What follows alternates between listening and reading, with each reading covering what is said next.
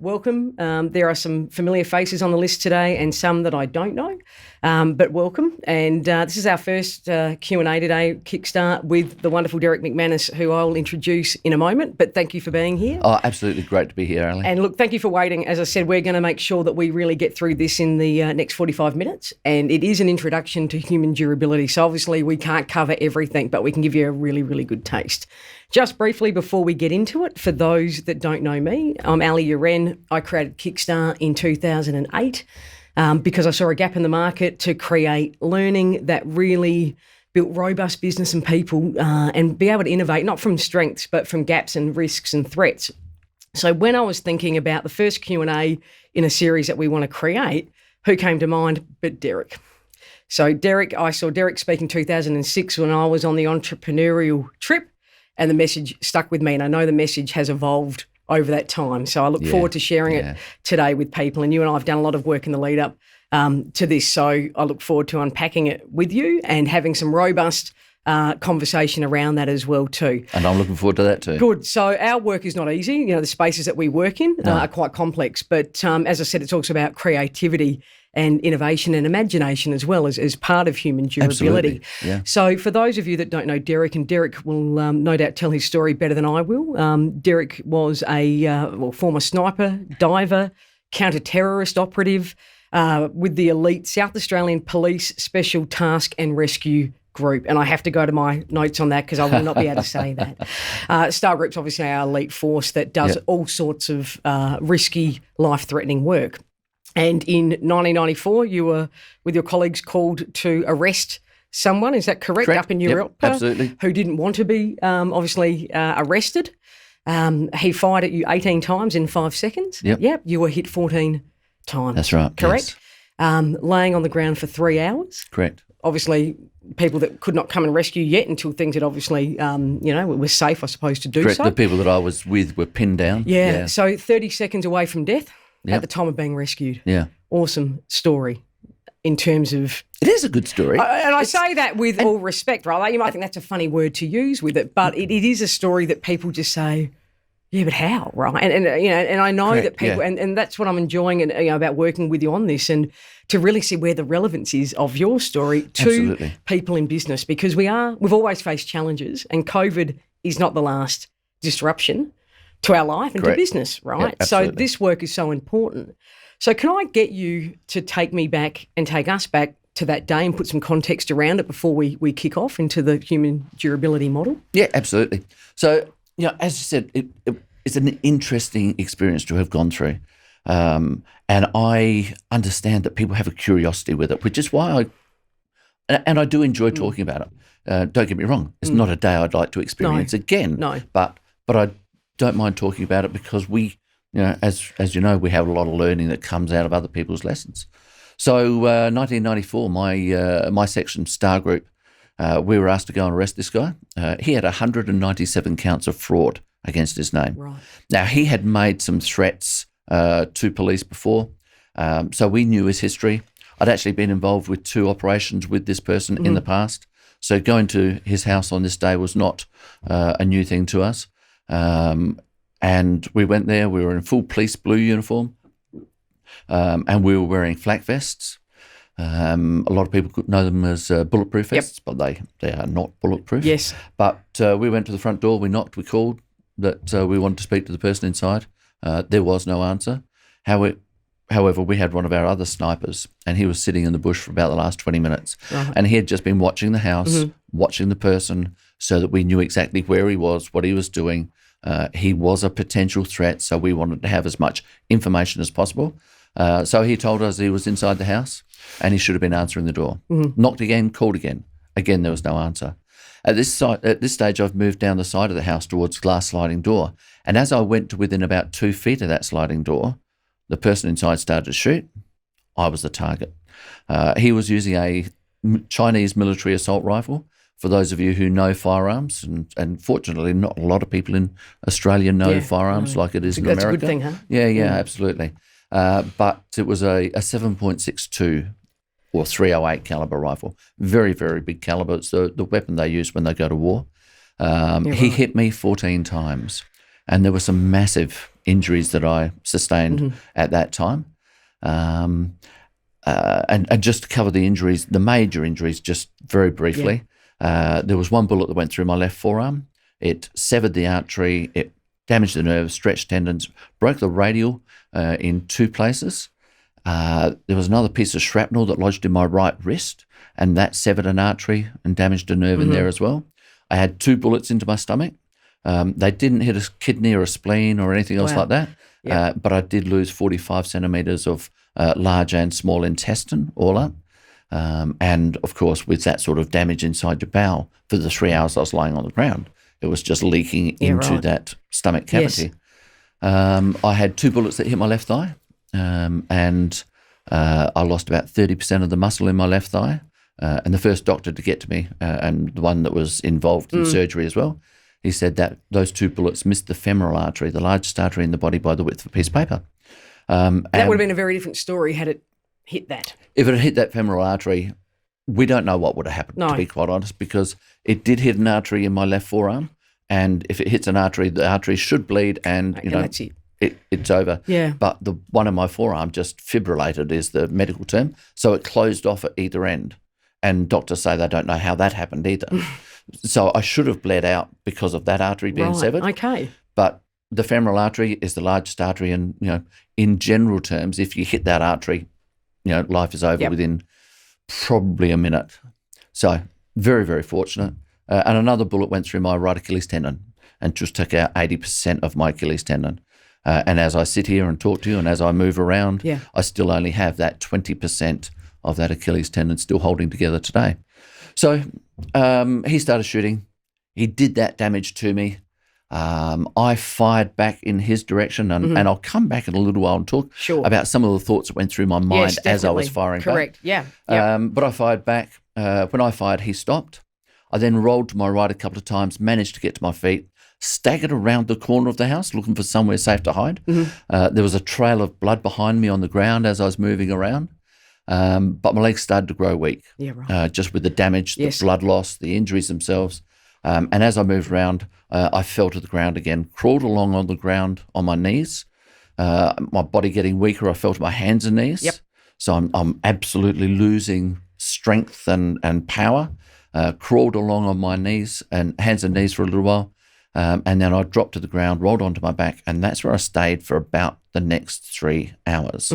Now, at that time where I collapsed on the ground, my mind went into a complete state of panic. Didn't have another rational thought for the next couple of minutes. All I wanted to do was to turn time back.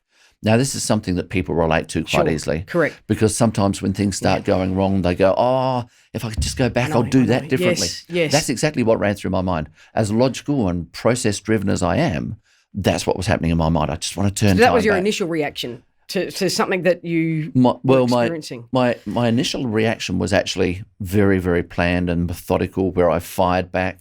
I got out of what you've been trained to do. Absolutely. But at the point where I collapsed, I'd never been trained for what I do when I collapse. And that's when my mind started to panic. And I think there'd be a lot of people probably that can relate to that very point too, that are in world of business and in life nowadays too, right? Absolutely. That's got a lot of relevance to it. And when we just talk about that, a lot of people say, well, this is an interesting story, Derrick, that you trained to be shot 14 times and you're able to survive that. How do I relate that to business?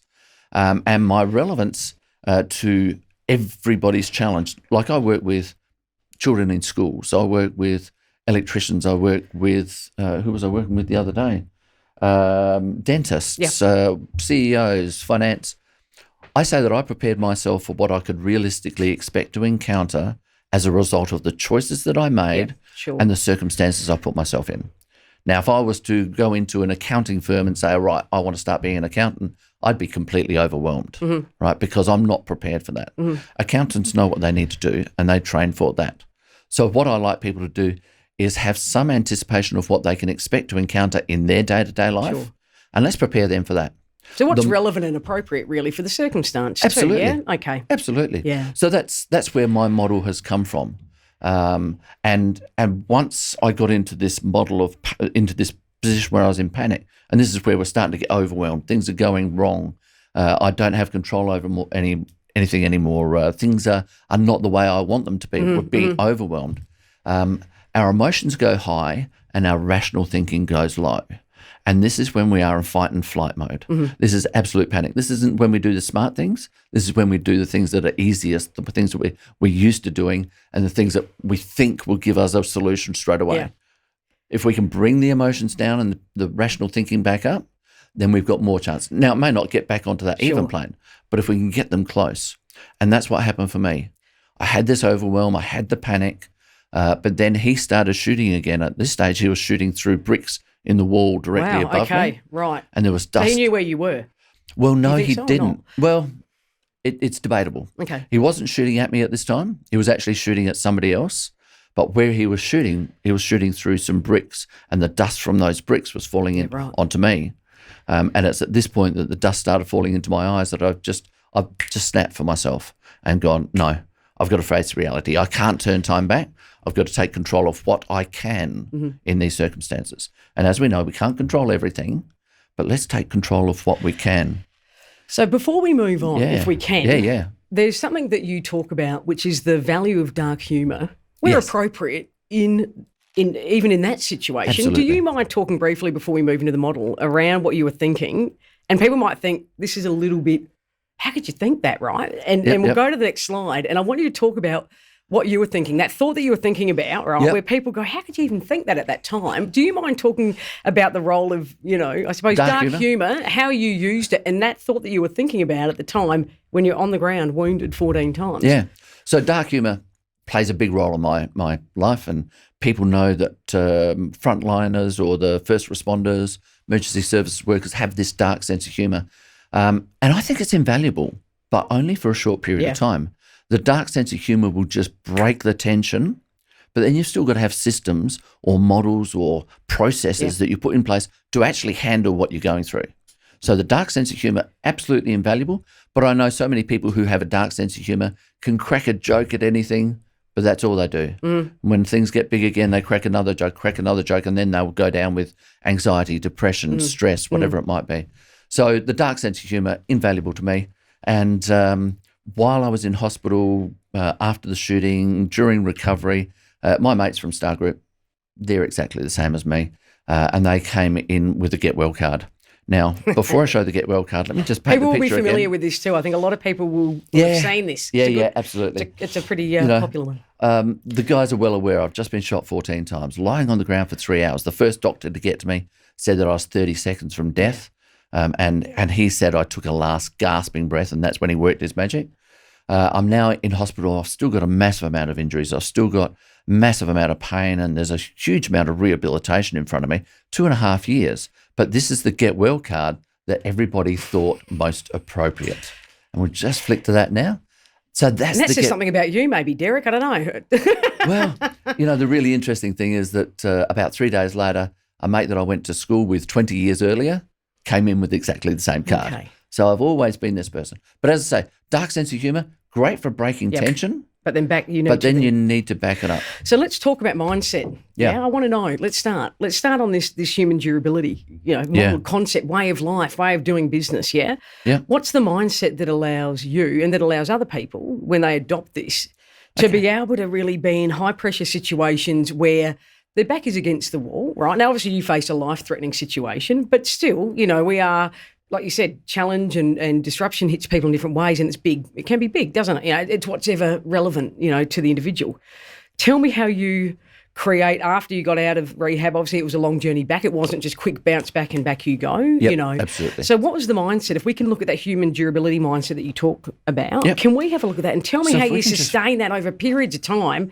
Because you went back into the Star Group, didn't you? That's right. So you went back, you didn't go back to desk duties, you went and put yourself back out in that situation again. So there was absolutely a transition through that period. I certainly went back into desk duties to start off with. And that was just 9 months after the shooting. I went back to desk duties, but knowing that I wasn't fully fit to go back to anything really at that stage. But I did get back to Star Group 2.5 years after the shooting. All right, so this is the mindset that I believe worked for me at that time. I didn't know it at that time, but it's something that I've reflected back on later through other experiences.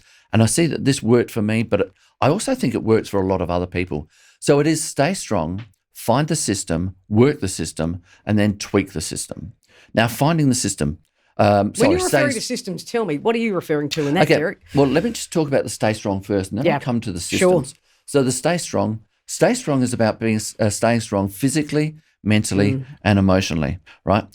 Because physically, we all know we need to have the ability to do whatever we choose to do. Star Group, our physical was much higher than the average person's, but we needed that for our job. Yes. Right? Mentally, this is the intellectual side.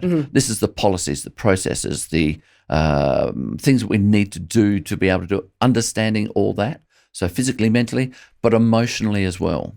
Because when our emotions take over our actions, that's when things start going wrong. And our emotions control more than we realize. Once we start getting overwhelmed, our emotions go high, rational thinking goes low.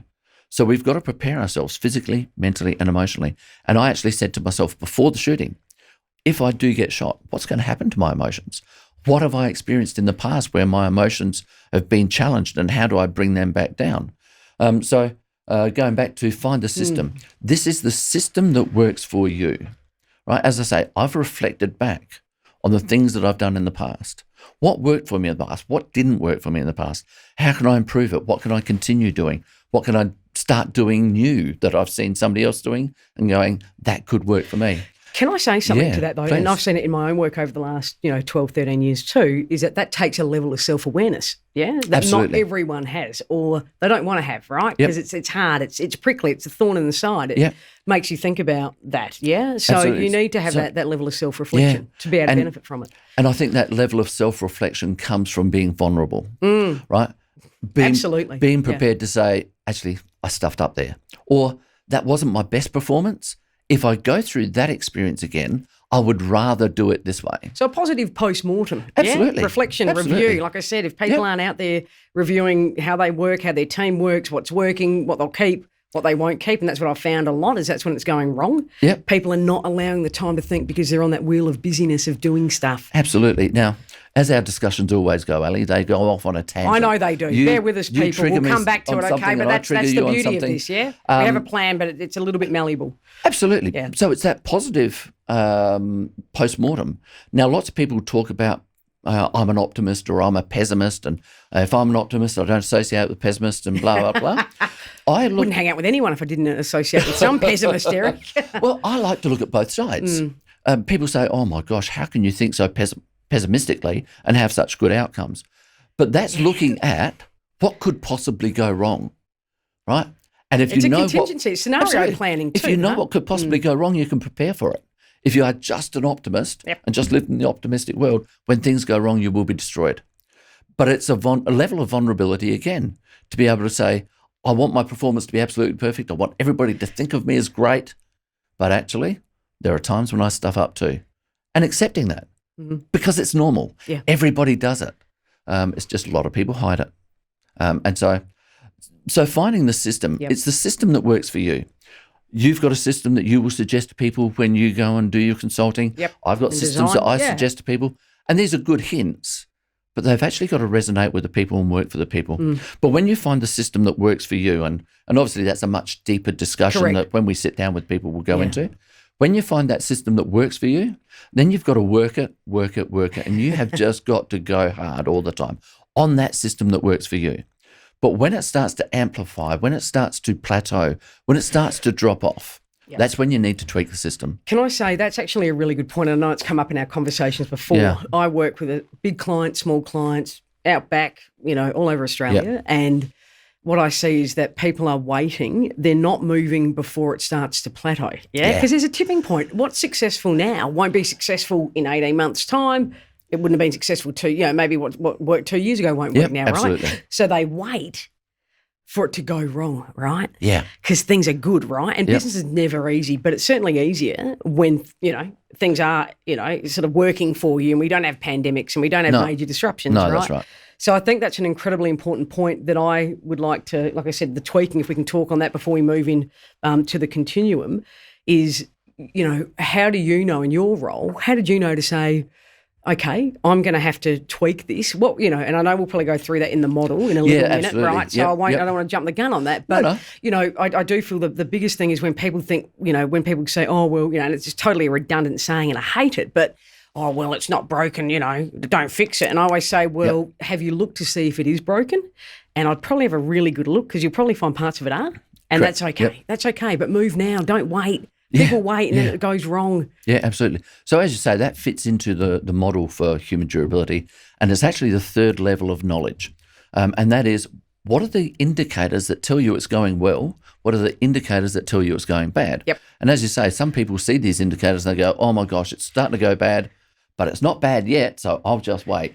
But if you see the indicator, act. Right? So let's talk. Can we talk then around, are you happy then if we talk around that durability continuum, right? Yeah, So can I get you to explain the role and confidence? Everyone wants to look for that. I'm going to ask you a question around that at the end, around that secret sauce that, confidence is, I just want to get confident, right? But can you explain the role confidence plays in responding to uncertainty? Now, that's one of the biggest things, right, that Absolutely. I think that throws us over the edge a bit, whether or not, and look, we're all going through uncertainty at the moment, whether or not it's bloody, approve that proposal, I hope the bank approves that loan so I can start the next part of my life or whatever it might be. Or invest $10,000 in this opportunity, $100,000 in this right? one. Or am I going to go on a day, God, he hasn't called me or she hasn't called me or whatever, right? Yeah. So can you take me through the role that confidence has played in being, I suppose, as comfortable as you can be in ambiguity? Because that's incredibly relevant at this point in time. So can we have a look at that durability? So confidence comes from certainty. When we know that something is going to go absolutely perfectly right, bang, let's go for this hard. Yeah. Oh, awesome. But as soon as that uncertainty comes in, then again, emotions go high, rational thinking goes low because I'm not sure. And the business world is now adopting the phrase of VUCA, volatile, uncertain, complex, ambiguous. Yep. Right? Those are the things that unsettle us. And it's the unsettling where we start to lose confidence. Oh, I'm not sure how this is going to go. So what we need to do is negate that, take away the uncertainty and give ourselves more comfort that we have a system in place that is going to work for us. And it's not a system that is guaranteed, but I know that if I see the things that are going wrong, I have a plan now that I can put in place to manage that. And it is about that contingency planning, and it's about looking at the pessimistic view as well as the optimistic view and saying, if I see either of these signs, I want to act now. Now, the other part of confidence is the vulnerability. And resilience comes into that. The vulnerability to say, I know things could go wrong, but I know how to respond to it. I have the finances in place. I have the IT in place. I have the right people on my staff. I have the resources. There are two levels of discussion that we can have. And again, this goes back to the model where we've got to have some open, honest, confronting conversations with ourselves and with our team about the reality of what we're going into. And we've got to say, do we have the resources? Do we have the finance? Do we have the people? And there are two levels of comfort that come out of that. And the first level of comfort is actually we do have these things. So it's no longer, again, oh, I'm not sure if we have. I think we have. No, let's really analyze it. We have got those. Now, that takes away the uncertainty. That's the, oh, I'm not sure, the hesitation. No, I know that we've got them. We still may take a hit. It may affect our business, but it's not going to destroy us. Yep. So let's go for it and let's go hard. Are you happy if we look at the next slide then around that durability continuum, right? And I'm mindful that, and this is, like you said, this is that flow, isn't it? So if I can get you to sort of unpack this, and one thing I just want to talk about, and I really do encourage people to say that innovation and opportunity doesn't come from your strengths. No. It comes from the risks, the gaps, the threats, the vulnerability, and being brave enough to go there. But also, if we're in a leadership role, creating those cultures and actual environments to actually have those discussions. Yeah. And to really be open about that. And I'm doing a piece of work at the moment where I'm feeling, and I'm being honest, and like I said, being vulnerable now, but where there's there's an inability for leadership to recognise its own gaps and faults. And that makes it particularly difficult to then action anything else. They say they're supportive, but not in the areas we need them to be, right? Not in the prickly bits. Yep, absolutely. And lots of leaders will say, listen, if there's things going wrong, I want you to come and tell me about it because you can tell me anything. I want to know it all. But then they don't model that behaviour. Correct. Now, we need to be able to show our vulnerability. Yeah. Not everything. We don't need to lay our hearts on the table, but we need to model we need to model the behaviour that we want those other people. And if we show that we're vulnerable, hey, listen, throw my hand in the air, I made a mistake there.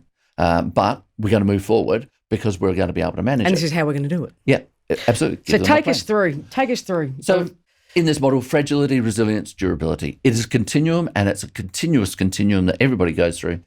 Fragility is when we start something brand new, right? We are learning, we're uncertain, we're unsure, we're looking to gain experience, right? And that's where we all start.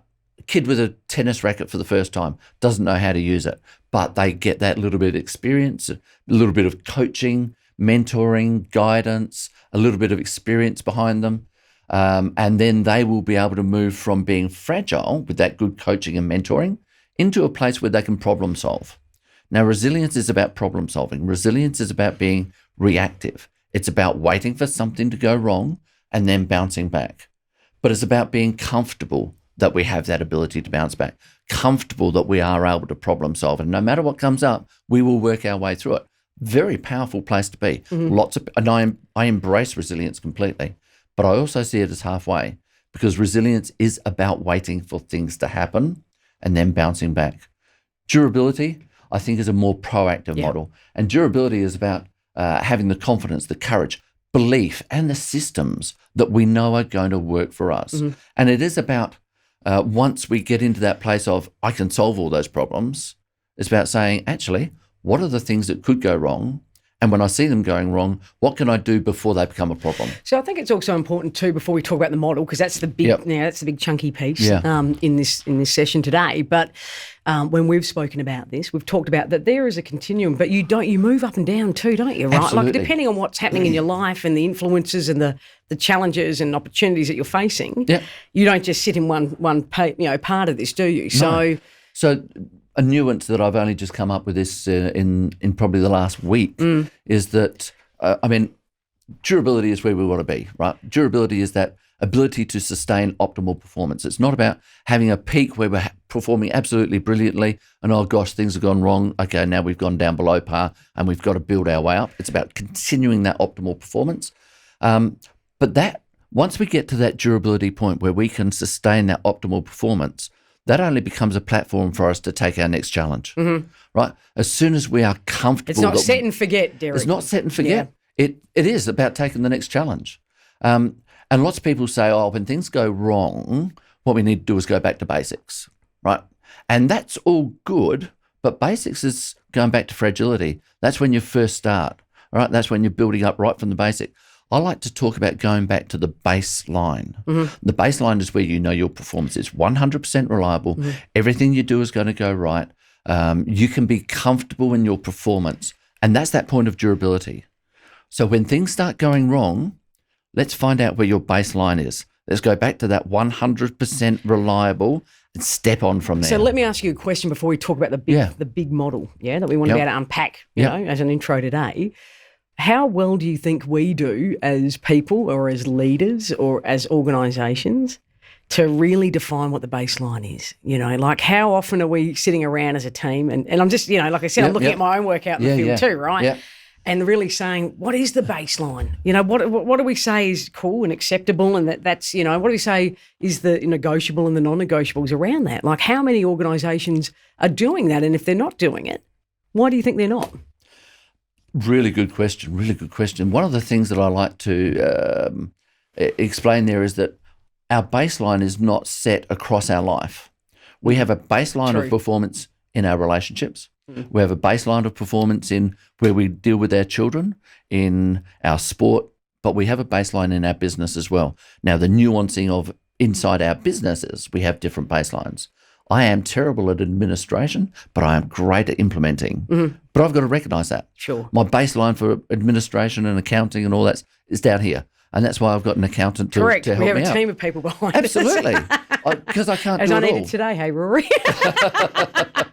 Thank you, Vashti. No. But it is important for people to understand that we can perform well in certain areas, but not all areas. Okay? And I think one of the biggest things for anybody in business at the leadership level is being able to show that vulnerability of going, listen, let me tell you, I'm not good in this area, right? I need you to help me. I will come to you for that advice. But when it comes to the decision making, when it comes to vision, whatever your strengths are, we play to them. But let's build up. those gaps, right? So let's move on to the human durability model. Yeah, Yeah. the part that really brings all of this together. Yeah.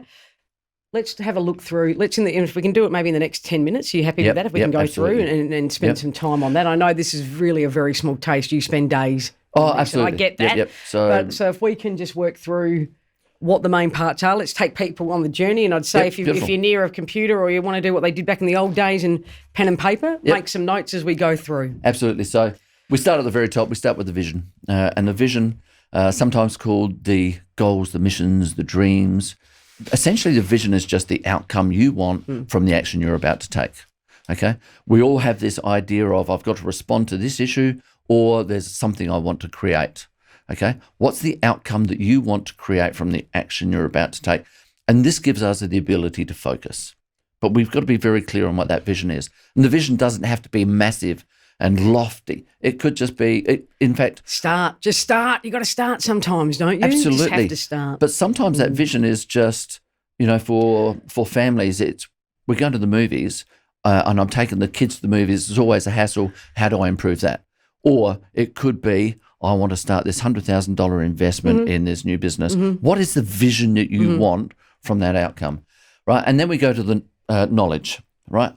As a result of the vision you have, what body of knowledge do you have? And I talk about it on 3 levels. The first level is, what are the opportunities that I see? Because we'll only take action if we see there's an opportunity for success, right? So what are the opportunities I see? But also, what are the challenges to me achieving that vision? And we've got to be really confronting about those conversations. Once we're very clear on what those opportunities and challenges are, it's having a look at our experience. How have I dealt with these things in the past? What's my training? What's my exposure? What's my support? What's my infrastructure? What are my finances? So holistically, all parts. Absolutely. Absolutely holistically. Yeah. So we've got to have a look at that and what gives us the belief that this body of knowledge, the skills that we have already, are going to help me to leverage those opportunities or manage those challenges. And as we've said a couple of times already, it's not just what do I have, but where are the gaps? What do I need to put in place to be able to do this even better before you start moving on? The third level of knowledge, as we've already alluded to, is what are the indicators that tell me it's going well and what are the indicators that tell me it's going badly, right? Because that will take us to planning. And the planning is, how do I manage each of those indicators? Okay, it's not just give me plan A and plan B. And if I've got plan B, I'm going to be fine because if everything goes wrong, I'll be okay. It's what are the indicators? How many indicators are there? And how many plans am I going to need for each one of those? Can I ask you a quick question, Derrick? What do you find are the greatest roadblocks to people, organisations reflecting and looking at those indicators, even putting indicators in place, like we said, going back to what is the base, what's the acceptable standards that we want to work to? What do you believe, in your opinion and experience, do you feel are some of the greatest roadblocks to people actually wanting to self-reflect and put those indicators in place and actually use them, as part of their day-to-day operation, as part of their cultural DNA? Again, going back to the vulnerability piece, it's when people come to you and they say, hey, listen, have you considered that it could go wrong this way? No, I don't want to engage with pessimists. I only want optimists in my team. So they don't want to actually acknowledge things could go wrong, because they do. In everyday life, little things. In fact, there's a military adage that says no plan will survive encounter with the enemy, right? So you've always got to have that possibility of it may not go right. But if it's not going to go right, what are the indicators that tell me it's not going to go right, and how do I respond quickly? If you are in denial that anything could go wrong, you're never going to be prepared for it. And Nelson Mandela actually said, one cannot prepare for the future while secretly pretending it's not going to happen. And that may not be an exact quote from him, but that's the essence of his words. You can't prepare for something if you're actually in denial that it's possibly going to happen. You can't be haven't considered it either. Absolutely. You can't just be the optimistic thinker and go, well, if I think optimistically it's all going to go well. No, let's consider the other side as well. And so we've got to look at those things that go wrong. Lots of people will have plan A, plan B, sometimes plan C. How many plans do you need, Derrick? Well, there is no end to it. But I always say that, in Star Group, we went from A to Z. Okay. And then we started going A1, A2, A. Because it's one of the reasons I survived the shooting. The thoroughness and the extensive. Yeah, I actually had a conversation with my wife beforehand. about I may be shot and injured, I may be shot and killed. And the conversation I had with her was, if I die, what's your life going to look like? Now, that was really confronting. And believe it or not, there's only about 1% of police in Australia that have that conversation with their partner. Okay. We're all aware it's there, but we don't actually talk about it. We're going to come to that in a minute, aren't we? Absolutely. That sits outside of this model, but it's certainly part of it. Well, it's part of the golden circle Correct. around the The outside. golden circle we'll talk about. So let's talk about the planning, because if you get 26 plans, there's that dichotomy of choice, not the dichotomy of choice, but we get overwhelmed by too many choices. So what we've got to do is try and get 26 options, A to Z, down to 2 or 3 options where we can make an easy choice. So we know there's about 3 with anything, don't we, really? Yeah. Where, once you go past that, then it becomes too much and I become overwhelmed and then I don't probably make a choice, which people say is a choice. But so we know that's the sweet spot, that we're trying to get to. So that's what we're aiming for. I say in planning, the first thing to do, if you've got a range of plans available to you, don't try and pick the best one straight away. Eliminate the ones that you don't really feel comfortable with. Because if you can go, actually, I really don't like that one that much, so I can eliminate that, get that down to about 7, then you can start really nuancing them and saying this is the best one, get it down, these are the best 3. And then it becomes a gut feel. That if I can too, right? Because I think there's also something that I've seen within my work that relates back to that is people not understanding what high value output is. What is high value, Derrick, right? And I do a lot of work and people look at me like, huh? And that is really doing the things that matter in a way that brings the greatest impact and best outcome possible. Yep. So choice, you've got to know what high value work is to begin with. Yep. So then you can make a well-educated decision, around Absolutely. choice. So choice, what else do we want to talk about that before we move into one of the final parts and we talk about the golden circle? So choice a lot is about being organised, because if you are organised, you can actually look at all the activities you need to do and go, that's the high value one and it's the important one, rather than that's the urgent one. Because I'm unorganised, disorganised, I've got to do this because I've left it to the last minute. Yes. I've got to do this. I can't actually look at doing the important one. So a lot of that's about being organised and structured and knowing your systems and being able to consciously implement the systems, to be able to organise your life. So planning, we then go to making choice, and I've already explained, how we go about making the choice. Eliminate the ones that we're not comfortable with and get it down to a few so we can make a choice. And once you've made that choice, it's about implementation and commitment, or commitment and implementation.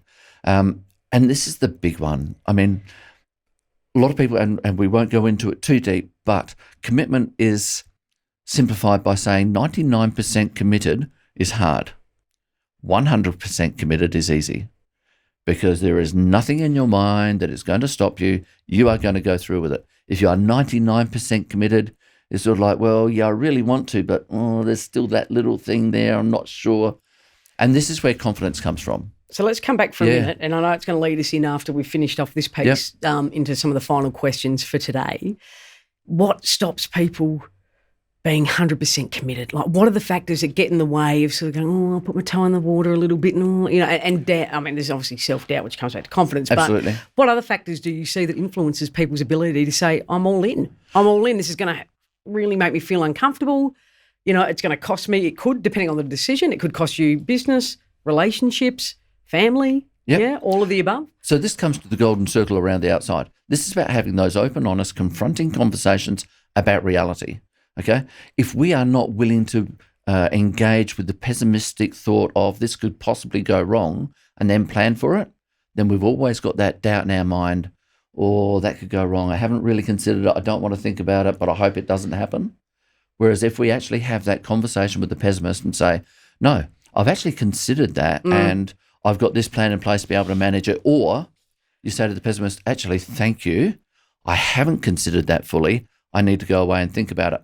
But once we have considered all those things and we go, do you know something? There's a level of comfort here. We have the resources. We'll still take a hit if it happens, but it's not going to destroy us. That's when you can go, yes, I know. This is going to work for us. And you can get 100% committed. So let me ask you, are you happy? If there's anything else we need to move on to that? It's a big model. It's a really relevant model. And what I like about it is it takes you through the process, and there is a process here.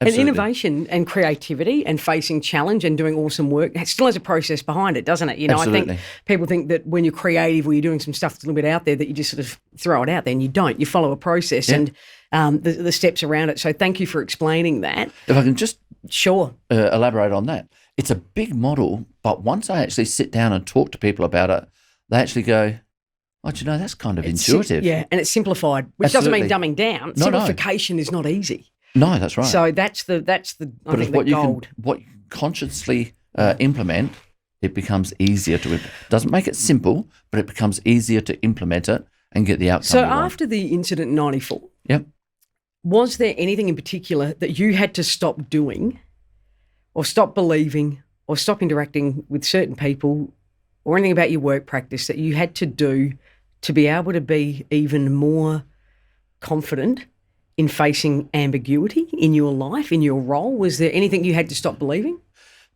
Do you know something? I'm in a very fortunate position that I self-reflect, I self-analyse on a regular basis.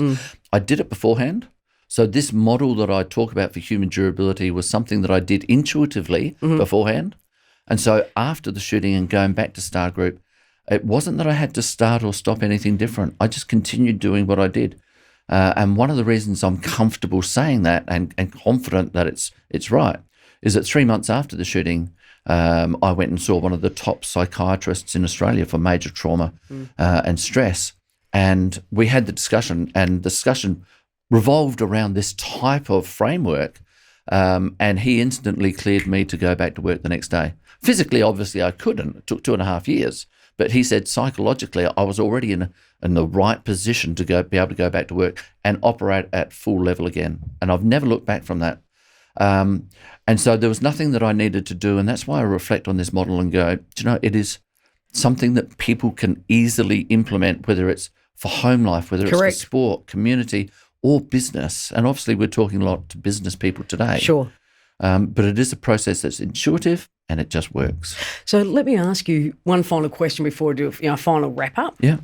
People always, ask about how do I get confident? Why am my team not confident? Why am I not confident? It's the secret sauce. Everyone wants it, yeah? Yeah, absolutely. So how did you regain your confidence? And, does it take hard work to maintain it? So if you had to say, look, I'm going to throw this to you, Derrick, because we haven't sort of talked about this, but that's okay. You'll work with me. If you had the top 3 tips or advice that you'd give to people if they want to be confident, and as I said, we're not robots. No. There are days where obviously I would take on the world, and there's days where I think, oh, why am I doing this? And everything in between. Yeah.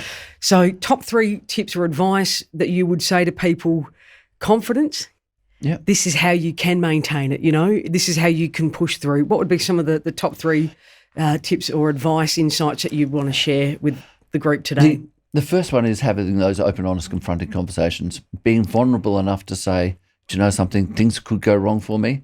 I'm not absolutely perfect. I don't have all the skills. And if I do see something that's going wrong, be prepared to talk to someone about it. Have those open, honest, confronting conversations with yourself, but then be prepared to have them with other people. The next one is take a look at your skills, but take a look at your gaps as well, right? Now, your skills are brilliant. Yep. They're your natural, easy go-tos. Yeah, your strengths, right? lovely. Yep, your skills, your strengths. Yeah. They're the easy go-tos. But if we know what our weaknesses are, and like I do, I have an accountant to run my books. I have someone else to help me with administration. And I go to talk to lots of other people to get advice on, hey, listen, I'm facing this challenge. What can I do? Because I don't have all the skills. And can I also say too, when I'm working with people and coming back to that, is that I think we can change the language up around it too, right? So if we say, let's look at your weaknesses, people are, oh God, oh no, there's something wrong with me. It's personal. But if we say, let's sit down and come up with a solution, let's plan out how we want to respond to those skill gaps, it's totally different. It's got a really different feel to it. Yeah. But I think you're right. Get real, because I think with strengths, you can only improve on your strengths so much. Yeah, absolutely. Right. So they only will increase a little bit. Yep. The gold, if you're brave enough, is in the gaps and the threats. That's where, when you know how, that is when you start to do things that you wouldn't have even thought you were able to do, or that other people had not thought about. And that's really where the opportunities come from. So we've said, be real and have honest conversations. Yep. take time to really reflect on your gaps. Yeah, lovely. Strengths are lovely. They'll look after themselves. Third one, before we do the final wrap up, what's the third piece of advice? Engage with the right people. It really is about engaging with the right people. There are times I will throw an idea out to my community, and the question I ask them is, tell me why I'll fail. And that's something that few people now you better be do. brave there, my friend. Absolutely. Yeah. But I'm looking for information. I'm looking for the things that I am not seeing, right? Now, I throw it out and I am looking for the pessimists to come back and go, oh, yeah, we've tried that before and it failed for this. That's sensational because that gives me the ability to prepare for those things or say, no, I've already thought of that. Now, once you start getting to the commitment and implementation, you don't want to be engaging with the pessimists. That's when you want to... You cut them loose. You need to know when Absolutely. Yep. Engage with the right people at the right time. Correct. Right. So when you want to commit and implement, that's when you want to get the optimists and the activists and those people on board. And the creatives. And the creatives on board. And understanding that there are a range of people in your environment where there's only about 2.5% of people who are innovators, right? And that's the people who will have an idea and follow it through. Correct. There's another about 13.5% of people who will come on board and go, do you know something? That's a great idea. I want to help you. The rest of the people will go, I don't want to execute it. yeah, that's right. I'll help you. I want to back you. How can we make it happen? The rest of the people. Now, this is another, what's that left? About 74% or 84%. 84%, I think it is. There's another 84% of people who will either go, it's a great idea, good luck, or that's terrible, you've got no hope, and that's 84% of people. So understand that, you know, if you're really looking for support, not everybody's going to get on board. You've got to find the right people, but it's also about going, do you know something? I want to do something different. I believe in myself. I believe in my system. I've analysed it. I've had a look at the opportunities and the challenges. I think I've got things in place. And I think just before we do sort of final wrap up, that's a great point. And I know that this is a whole other topic, but knowing when to move too, right? Like Absolutely. you could do your research for the rest of your life and then you lose out on ideas. And I've had clients saying, oh, I had that idea. Well, you didn't move. Yeah, that's right. You didn't move on it, you know. So knowing when to also do the research, gather your data, and then knowing when to pull the Band-Aid off and actually execute it. Colin Powell, the US Secretary of State, he says that we need to make decisions with between 40% and 70% of information, right? You don't need 100% because if you're waiting for 100% of information, somebody's already made the move before you. Correct. Or already done something. Yes. If you make it with less than 40%, then you're jumping too early and you don't have enough information. Between 40 and 70%. But it also means that once you implement and you get some new information, you've got to be prepared to make a new choice. And that may be to take different action. And I think that's a vulnerable really, place to be. really important point. You know, when you're undertaking research, you don't know necessarily all the time what you're going to find, right? No. Because humans aren't an exact science, yeah? No. So I think, you know, before we move to wrap up, that is an awesome point that you make around be prepared to you have to be malleable. You have to change Absolutely. with it, don't you? You have to move with it, right? And sometimes that's why people maybe in leadership positions don't want it because they lose face. You have to say, that doesn't work anymore. This is why. Let's trial, let's experiment. There's not enough experimentation in business, and that's a whole nother session that I think I'm passionate about that. I'm onto it. So I think we may go to, you know, down there in the future. Derrick, I know you're doing some work with the School of Psychology with the University of South Australia at the moment, yeah? So one of the things we just want to be able to, if you want to talk about it briefly before we sort of wrap up, and I know that I'm mindful of time, there's a survey that you're working with the school on at the moment, aren't you? So there's no obligation to people to fill it in, but do you want to talk briefly about it? And, yeah, absolutely. You know, that would be good to just give a little bit of background around, you know, how people can engage with that if they want to, and you'll send it out afterwards. And so I'm actually working with two organisations. One is the University of South Australia School of Psychology. They're giving me third-year uni students to help me out. The other organisation is the Centre of Excellence for Post-Traumatic Stress, and these are the people that I'm working with on this survey. I run half-day programs, full-day programs, two-day programs. The Centre of Excellence for PTS are coming and running a survey with the people who are involved in these programs to find out what their understanding of resilience and durability is prior to, and then once we've been through the program, what it is like afterwards. They want to be able to analyse and validate what I'm doing and say these are the actual outcomes that we are going. They love what I'm doing, so obviously they've engaged with me. Great. So I'm very happy for anybody. Well, in fact, we will just send it out to everybody. Yep, and if people want to complete it, they can. Absolutely. So no pressure. I will send it out to you. Sure. And if you would like to engage with it, sensational. If you don't, please don't. No. And you'll see in the survey, even if you participate in it and we keep on going with it, you can opt out at any time. Mm-hmm. But this will just give me an idea of what people come in with, what people go out with, where I can improve and where the gaps are in my program. Absolutely. Living it, taking your own medicine as we do. Yeah, absolutely. So, Derrick, thank you so much for being here, being generous with your time and your spirit. And Ali, thank you for having me. And certainly, like I said, I've learned a lot in the lead up to today. We've had a lot of robust discussions, haven't we? Yes. And they've gone off and they've come back. But I think that's the beauty of it is you have a bit of a plan, but you need to be prepared to go where the goodness is. So I want to thank everyone for being here. And as I said, sorry that we started a little bit later. It's a big topic. There's so much we could talk about. Derrick and I've indicated, we are now, that if you want to connect in with us, if you've got Q&A, things that you'd like to take offline and you might want to have some one-on-one, sort of clarity around it, we're happy to do that. So please, our details are on the slide. You'll easily find us. We're across social media platforms.